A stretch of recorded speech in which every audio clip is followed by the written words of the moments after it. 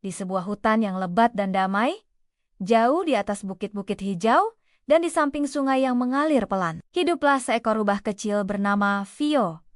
Vio bukan rubah biasa. Ekornya berwarna oranye terang, hidungnya hitam mengilap, dan matanya selalu berbinar-binar penuh rasa ingin tahu. Setiap malam, setelah matahari terbenam dan bulan menggantung seperti lentera perak di langit, Vio akan berbaring di sarangnya yang nyaman, namun pikirannya tak pernah berhenti menjelajahi dunia di luar. Malam ini, seperti malam-malam sebelumnya, Vio tidak bisa tidur. Angin malam berdesir lembut melalui dedaunan, membawa aroma bunga-bunga hutan dan keharuman embun pagi yang masih tertinggal. Andai saja aku bisa terbang, bisiknya pada diri sendiri, menatap bintang-bintang yang berkelip seperti permata. Tiba-tiba, sebuah cahaya keperakan kecil melayang masuk melalui celah sarangnya. Cahaya itu menari-nari di udara, berputar-putar seperti penari balet mini, lalu mendarat perlahan di ujung hidung Vio. Itu adalah seekor kunang-kunang.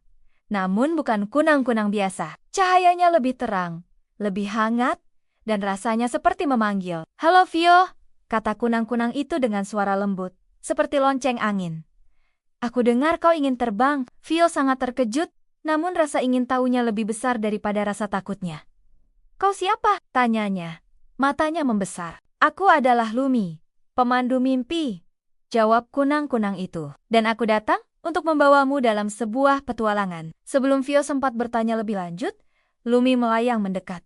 Dan Vio merasakan sensasi aneh. Rasanya seperti melayang, seperti bulu yang ditiup angin. Tubuhnya menjadi ringan, sangat ringan, hingga ia bisa melayang di atas tanah, mengikuti Lumi yang menari-nari di depannya. Mereka meluncur keluar dari sarang, melewati pepohonan pinus yang menjulang tinggi, dan melintasi padang rumput yang berjemur di bawah cahaya bulan. Vio melihat kawanannya sedang tidur pulas di sarang masing-masing, dan ia tersenyum. Ini adalah rahasianya, petualangan yang hanya dia dan Lumi yang tahu. Lumi membawa Vio lebih tinggi, melintasi puncak-puncak pohon. Vio melihat sungai yang mengalir seperti pita perak di kejauhan, dan danau yang berkilauan seperti cermin raksasa. Angin malam membelai bulunya, terasa sejuk dan membebaskan. "Kemana kita akan pergi?" tanya Vio.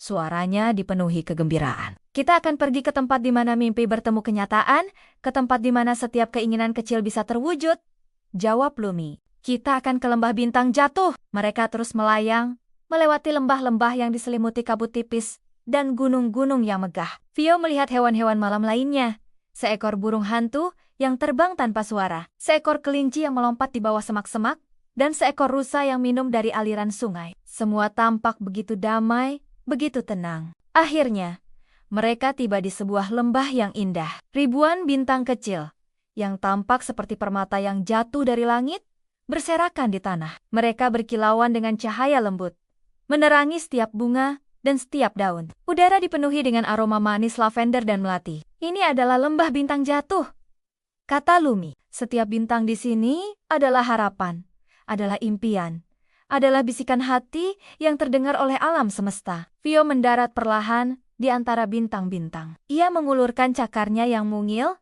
menyentuh salah satu bintang yang paling terang. Rasanya hangat, seperti sentuhan kehangatan dari sebuah harapan yang baru lahir. "Kau bisa memilih satu bintang, Vio," kata Lumi. "Bintang itu akan menjadi panduanmu, akan menjadi temanmu dalam setiap petualangan yang akan datang." Vio berjalan perlahan, mengagumi keindahan yang ada di sekelilingnya. Ia melihat bintang-bintang yang berkedip dengan warna-warni yang berbeda. Ada yang biru, seperti langit. Ada yang hijau seperti daun. Dan ada yang merah, seperti matahari terbit. Vio berhenti di depan sebuah bintang yang bersinar dengan cahaya oranye lembut, persis seperti warna ekornya. Bintang itu terasa memanggilnya, seolah-olah bintang itu adalah bagian dari dirinya. "Aku memilih yang ini," bisik Vio. Saat Vio menyentuh bintang itu perlahan melayang ke atas, mengelilingi Vio, dan kemudian menyerap ke dalam bulunya, tepat di atas jantungnya. Vio merasakan kehangatan yang menjalar ke seluruh tubuhnya, sensasi damai dan bahagia yang belum pernah ia rasakan sebelumnya. "Sekarang," kata Lumi, "kau membawa sedikit keajaiban lembah bintang jatuh bersamamu. Keajaiban itu akan membimbingmu dalam tidurmu, dan akan membantumu menemukan impian terbesarmu." Vio menguap lebar, mata kecilnya mulai terasa berat. Kehangatan bintang di dadanya membuatnya merasa sangat nyaman, sangat aman.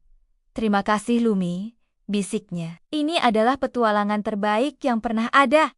Sama-sama, Vio, jawab Lumi. Sekarang, saatnya kau kembali ke sarangmu dan membiarkan bintang itu membawamu ke negeri mimpi. Perlahan, Lumi mulai membimbing Vio kembali. Mereka melayang di atas lembah bintang jatuh, melintasi pegunungan, dan kembali ke hutan yang lebat. Vio melihat sarangnya yang nyaman, menunggu di bawah naungan pohon besar. Vio mendarat perlahan di sarangnya, di atas tumpukan daun-daun kering yang empuk. Lumi melayang di atasnya sebentar.